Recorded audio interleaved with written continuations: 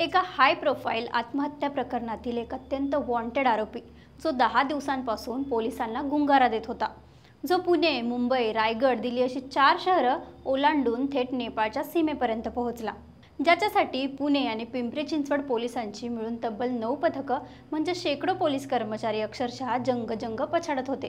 तो निलेश चव्हाण अखेर कसा सापडला, पोलिसांनी त्याच्या मुसक्या आवळण्यासाठी कोणता टेक्निकल सापळा रचला आणि अटक झाल्यानंतर कोर्टात नेमकं काय नाट्य घडलं, सरकारी वकिलांनी त्याच्या पोलीस कोठडीसाठी कोणते गौप्यस्फोट केले आणि निलेशच्या वकिलांनी काय बचाव करण्याचा प्रयत्न केला, चला आज आपण ऑपरेशन निलेश नावाच्या संपूर्ण थरारक पाठलागाची आणि त्यानंतरच्या कोर्टरूम ड्रामाची सविस्तर कहाणी पाहूया। नमस्कार, मी बबिता आणि तुम्ही पाहताय थोडक्यात। निलेश चव्हाण वैष्णवी हगवणे आत्महत्या प्रकरणातील एक महत्त्वाचा आरोपी। त्याच्यावर वैष्णवीच्या कुटुंबियांना धमकावणं, तिच्या 9 महिन्याच्या मुलाला बळजबरीने स्वतःकडे ठेवणं, पिस्तूल दाखवून दहशत निर्माण करणं आणि वैष्णवीला आत्महत्येस प्रवृत्त करण्याच्या कटात सामील असण्यासारखे गंभीर आरोप आहेत। गुन्हा दाखल होताच तो फरार झाला। पिंपरी चिंचवड पोलिसांनी तात्काळ त्याच्याविरुद्ध लुकआउट नोटीस जारी केली। त्याचा शोध घेण्यासाठी पिंपरी चिंचवड पोलिसांची 6 पथकं, ज्यात गुंडविरोधी पथक, गुन्हे शाखा युनिट 4 आणि सायबर सेलचे तज्ज्ञ अधिकारी होते आणि पुणे पोलिसांची 3 पथकं कामाला लागली। त्याचा शोध केवळ पुणे, मुंबई, कोकणातच नाही तर कर्नाटक, गोव्यासारख्या परराज्यांमध्येही सुरू होता। त्याचे मित्र, नातेवाईक सगळ्यांची कसून चौकशी केली जात होती, पण निलेश चव्हाण अतिशय हुशारीने पोलिसांना चकवा देत होता। त्याचा प्रवास एखाद्या चित्रपटाच्या कथानकाला लाजवेल असा होता। सुरुवातीला तो पुण्यापासून निसटून रायगडला गेला, तिथून त्याने थेट दिल्ली गाठली। 25 मे रोजी त्याने दिल्ली ते गोरखपूर असा प्रवास एका खासगी बसने केला। इथे पोलिसांच्या तांत्रिक तपासाला पहिलं यश मिळालं, त्याचं लोकेशन ट्रेस झालं आणि बसच्या CCTV फुटेजने तोच निलेश चव्हाण असल्याची खात्री झाली। आता आव्हान होतं गोरखपूर पुढचा मार्ग काढण्याचं। पोलिसांनी शेकडो CCTV फुटेज तपासले। 2-3 दिवसांच्या अथक प्रयत्नानंतर पोलिसांना धागा मिळाला की तो नेपाळच्या दिशेने गेला आहे। निलेश चव्हाण भारतीय मोबाईल किंवा सिम कार्ड वापरत नव्हता, त्यामुळे त्याला ट्रेस करणं खूप कठीण होतं। पण इथेच सायबर पोलिसांच्या कौशल्याची कसोटी लागली। पोलिसांना माहिती मिळाली की निलेश चव्हाण नेपाळमधील स्थानिक सिम कार्ड वापरून तिथलं इंटरनेट वापरत आहे आणि हाच धागा त्याच्या अटकेसाठी निर्णायक ठरला। तांत्रिक तपासाद्वारे पोलिसांना त्याचं लोकेशन नेपाळ भारत सीमेपासून 6 ते 7 किलोमीटर आत नेपाळमध्ये मिळालं।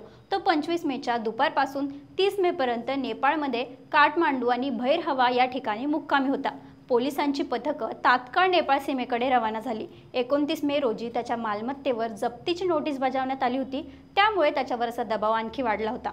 अखेर 30 मे रोजी पिंपरी चिंचवड पोलिसांचं पथक भारत नेपाळ सीमेवरील उत्तर प्रदेशातील सोनोली इथे पोहोचलं। त्याचवेळी निलेश चव्हाण नेपाळमधील भैरवा येथून सोनोलीमध्ये परत येत असताना पोलिसांच्या निदर्शनास आला आणि पोलिसांनी अत्यंत शिताफीने सापळा रचून त्याच्या मुसक्या आवळल्या। 10 दिवसांचा हा पाठलाग अखेर संपला होता। अटक झाल्यानंतर बावधान पोलिसांनी निलेश चव्हाणला शिवाजीनगर जिल्हा न्यायालयात न्यायाधीशांसमोर हजर केलं आणि पोलीस कोठडीची मागणी केली। इथे सुरू झाला कोर्टरूम ड्रामा। सरकारी वकिलांनी निलेश चव्हाणच्या पोलीस कोठडीसाठी अत्यंत जोरदार आणि मुद्देसूद युक्तिवाद केला। त्यांनी न्यायालयासमोर अनेक धक्कादायक बाबी उघड केल्या। सरकारी वकील म्हणाले, निलेश चव्हाणकडे लता हगवणे आणि करिश्मा हगवणे यांचे मोबाईल फोन आहेत, ते जप्त करायचे आहेत। आता प्रश्न हा आहे की या दोघींचे मोबाईल निलेश चव्हाणकडे का होते, त्यात असं काय होतं जे ते लपवू पाहत होता।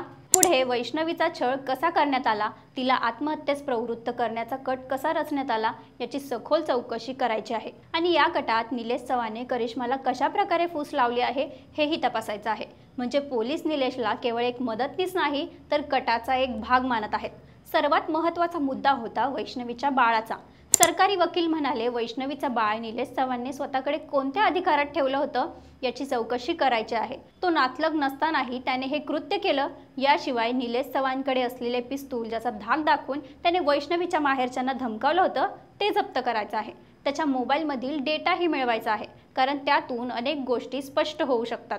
सरकारी वकिलांनी हेही सांगितलं की वैष्णवीच्या आत्महत्येनंतर निलेश चव्हाण आणि हगवणे कुटुंबातील इतर आरोपी यांच्यात मोबाईलवरून संभाषण झालं आहे, ज्या संभाषणाची माहिती पोलिसांना घ्यायची आहे, जेणेकरून वैष्णवीच्या आत्महत्येतील निलेशची भूमिका काय होती याचा तपास करता येईल। या सगळ्या युक्तिवादानंतर न्यायालयाने निलेश चव्हाणला 3 जूनपर्यंत कोठडी सुनावली। दुसरीकडे निलेश चव्हाणच्या वकिलांनी त्याला बचावण्याचा प्रयत्न केला। ते म्हणाले निलेशवर आधी किरकोळ गुन्हा होता, नंतर त्याला मुख्य गुन्ह्यात आरोपी करण्यात आलं होतं। तो केवळ हगवणे कुटुंबाला मदत करत होता म्हणून त्याला आरोपी बनवण्यात आला आहे।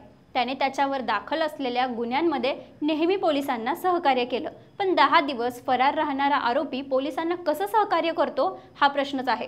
निलेश चव्हाणची अटक ही वैष्णवी हगवणे प्रकरणातील एक अत्यंत महत्त्वाचा टप्पा आहे।